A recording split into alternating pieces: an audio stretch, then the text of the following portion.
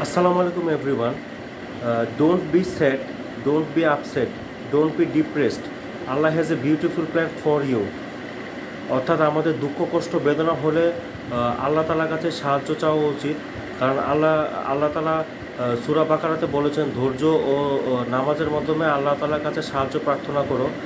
কেবলমাত্র এটা কেবলই কঠিন, কেবলমাত্র সবরকারী ছাড়া।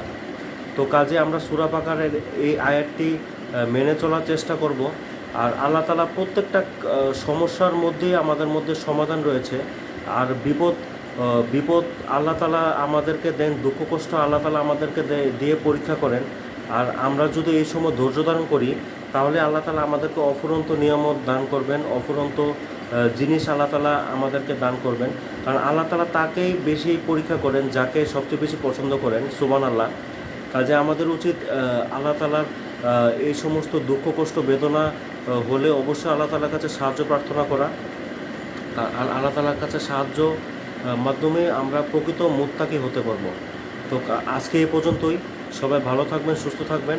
আর বিপদ আপদে অবশ্যই না ঘাবড়িয়ে অবশ্যই আমাদের উচিত ধৈর্য ধারণ করা এবং নামাজে দাঁড়িয়ে যাওয়া। কারণ রাসূল সাল্লাল্লাহু আলাইহি ওয়াসাল্লাম এবং সাহাবীরা কোনো বিপদ দেখলেই নামাজে দাঁড়িয়ে যেতেন।